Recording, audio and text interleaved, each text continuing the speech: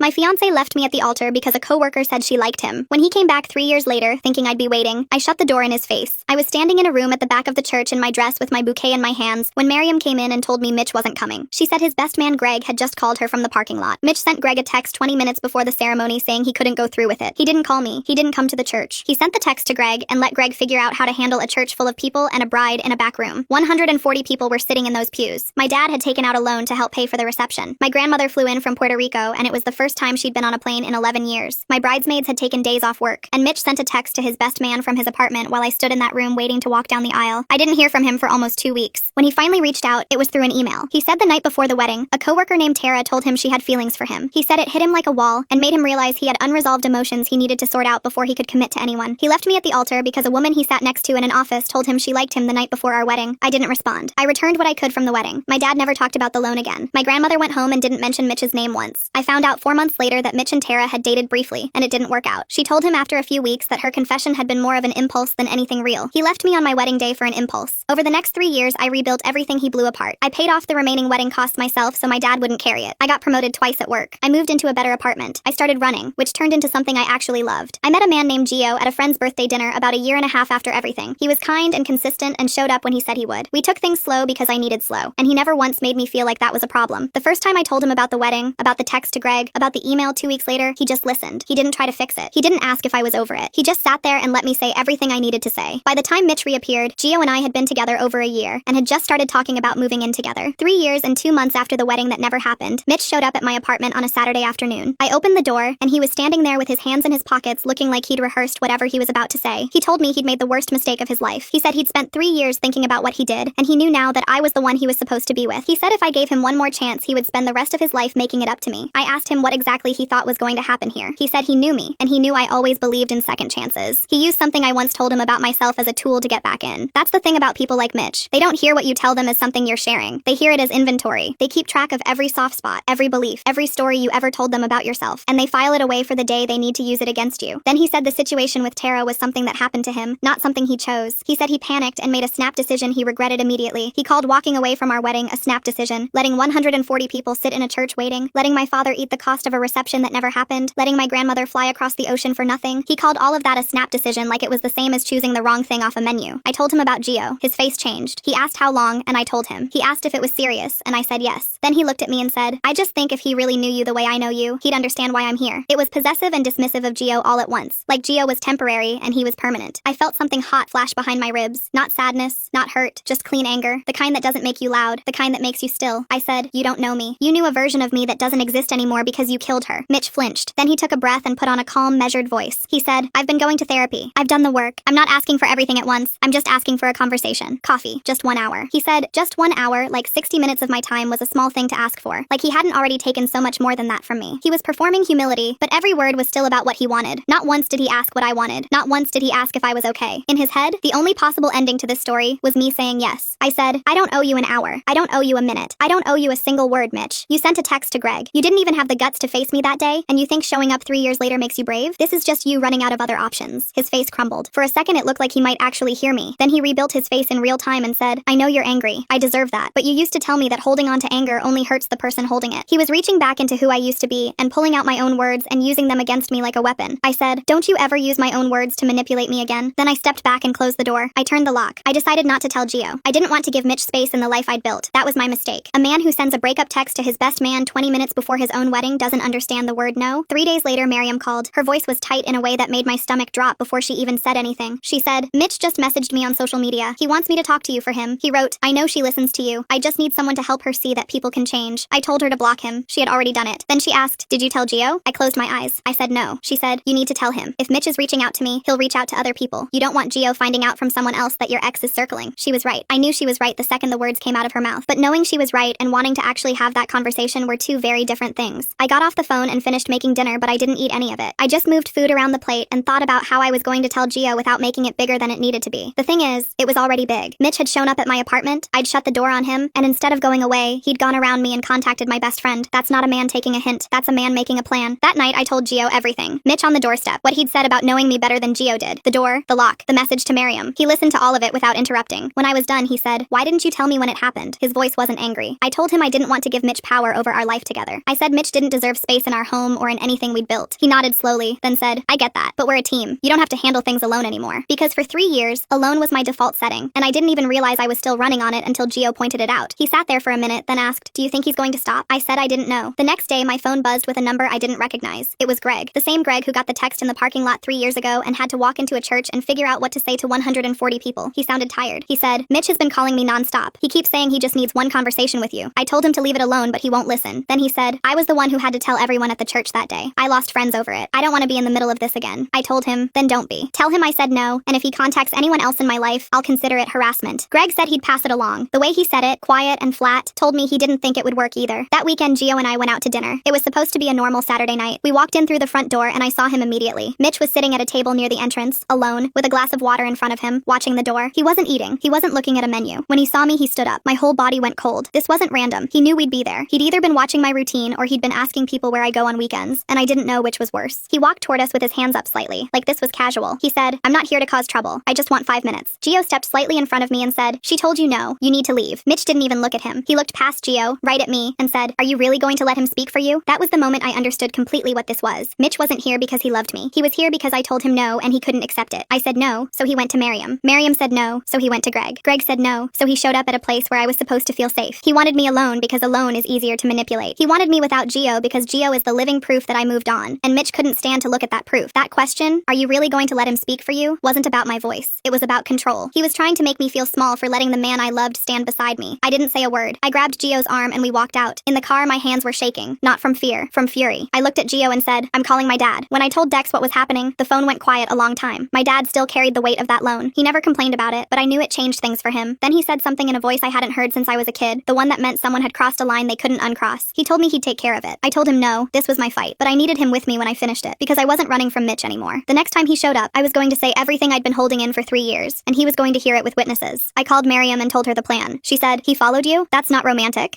That's a man who thinks you're a thing he misplaced and now he wants to pick you back up. I told her I needed to confront Mitch one final time. Not in public where he could spin it. At my apartment. On my terms. With Gio and my dad in the room. Not because I needed protection. Because Mitch had spent 3 years telling himself a story where he was the hero. And I wanted witnesses when I tore that story apart so he couldn't rewrite what happened afterward. Miriam said, good, end it. Then I called Greg. I said, tell him I'll give him his 5 minutes. Saturday, my apartment, 2 o'clock. Greg sounded relieved. I didn't tell him Gio and Dex would be there. I wanted Mitch to walk into that apartment thinking he'd won. I wanted him to believe that showing up at the restaurant and contacting my friends and being persistent had worked. I wanted him to walk through that door with hope on his face so that when he saw who was waiting for him, he'd understand exactly how wrong he was. That night, I sat down at my dining table with a notebook. I didn't write a speech. I wrote a list. Not an emotional list. Not how Mitch made me feel or why I was angry. I wrote down numbers. Real numbers. The dollar amount of my dad's loan. 14 months. How long it took me to pay it off. $312. My grandmother Emmeline's plane ticket. Round trip. For a flight she took for the first time in 11 years. My bridesmaid's sick days. The deposits. The flowers. The cake. The photographer. Every therapy session I'd paid for out of pocket. Every week I sat across from a stranger trying to understand why the person who was supposed to love me the most couldn't even show up. When I was done, the list took up almost a full page. I wasn't going to read it to him. I needed to see it all in one place so I wouldn't soften when I stood in front of him. The truth had a price tag, and he was going to hear every cent of it. Saturday morning, I woke up calm. Not the fake calm where you're pushing everything down. Real calm. Gio arrived before noon and sat on the couch. Dex showed up at 1 o'clock sharp in a button-down, sleeves rolled up, and sat at the dining table with his hands flat on the surface and waited. Miriam texted at 1:30. Say everything you need to say. Don't hold back a single word. I put my phone down and looked around. Gio on the couch, steady and still. My dad at the dining table, quiet and ready. The list of numbers in my notebook, tucked in the side drawer where I'd left it. The apartment was so quiet I could hear the clock on the wall. Everything was set. 2 o'clock was coming, and this time I was the one who decided how it ended. At exactly 2 o'clock there was a knock on the door. I pulled it open, and Mitch was standing there in a clean shirt, freshly shaved, holding a single flower like he was arriving for a first date. He started to smile. Then his eyes moved past me and landed on Gio on the couch. The smile dropped. His eyes found my dad at the dining table. His face changed from hopeful to confused to something close to panic. He said, what is this? I said, come in. You wanted your 5 minutes. He stayed in the doorway. He said, I thought this was going to be just us. I said, you gave up just us when you sent a text to Greg instead of walking into that church. Come in or leave. Your choice. He stepped inside. I closed the door. Mitch was standing in the middle of my living room and his presence felt wrong, like a stain on something clean. He turned his whole body toward Gio and said, I don't know what she's told you about me, but I'm not the bad guy here. I made a mistake and I'm trying to make it right. That's more than most people do. Gio didn't blink. He didn't open his mouth. He just looked at me, calm and steady, like he was saying without words, this is yours. I'm here. Go ahead. But Mitch wasn't done. His voice got lower, almost like he was talking man to man. He said, I've known her for 6 years. You've known her for what? A year? You're the rebound man. She's settling because she doesn't think she can trust anyone enough to have what we had. I saw Gio's jaw tighten. Behind me, I heard the scrape of a chair. Dex was pushing back from the dining table, his palms flat, starting to rise with that look on his face that I'd only seen a handful of times in my life. The room was a second away from blowing apart. heart. I held up my hand. Gio sat back. My dad lowered himself down. The room went still. Mitch looked at me for the first time since he walked in. I said, "Sit down." My voice came out so steady it surprised me. He looked at the chair across from my dad. He looked at the couch. There was nowhere to sit that didn't put him directly in front of someone who knew exactly what he'd done. He chose the chair. He sat down slowly and set the flower on the table next to him, where it just sat there looking pathetic and out of place. He put his hands in his lap. He looked up at me. I said, "My dad took out a loan to pay for the reception. Did you know that?" He opened his mouth. I didn't let him. It took me 14 months to pay it off. 14 months of extra shifts and skipped dinners because every spare dollar went toward cleaning up the mess you made. My grandmother Emmeline's plane ticket cost $312. She hadn't been on a plane in 11 years, and she got on one for our wedding. And when it didn't happen, she had a panic attack on the flight home. My bridesmaids used their sick days they couldn't get back. They spent them standing in a church that you never walked into. I said, "You called it a snap decision. Here's what your snap decision cost." I went through every number on the list. The deposits, the flowers, the cake that sat in a back room and was never cut, the photographer who showed up to an empty ceremony, the therapy I paid for out of my own pocket. I laid every number out, calm and clear, the way you'd present evidence in a courtroom, because that's what it was. Mitch leaned forward like he was going to say something. I said, "You had 3 years to talk. You have 5 minutes to listen." He sat back. I said, "Do you want to know what it was like, standing in the back room of that church?" I remember every second, the way the fabric of my dress sounded when I moved, the light coming through the window, looking at myself in the mirror and thinking I was about to marry the man I loved. And then the door opened and Miriam walked in. I said, "You made my best friend walk into that room and tell me my fiance wasn't coming. You couldn't do it yourself. You couldn't call me. You couldn't walk into that church and look me in the eyes. You sent a text to Greg, and Greg called Miriam, and Miriam had to stand in front of me in my wedding dress and say the words you were too weak to say." Mitch was staring at his hands. I said, "It wasn't that you left. It was that you didn't even have the decency to tell me yourself. You outsourced the worst moment of my life to your best man through a text message. That's not a snap decision. That's who you are." His eyes were red at the edges. I turned to what he'd said to Gio. I said, "You walked into my home today and looked at the man I love and called him a rebound. You looked at Gio, who has shown up for me every single day since I met him, and you called him temporary.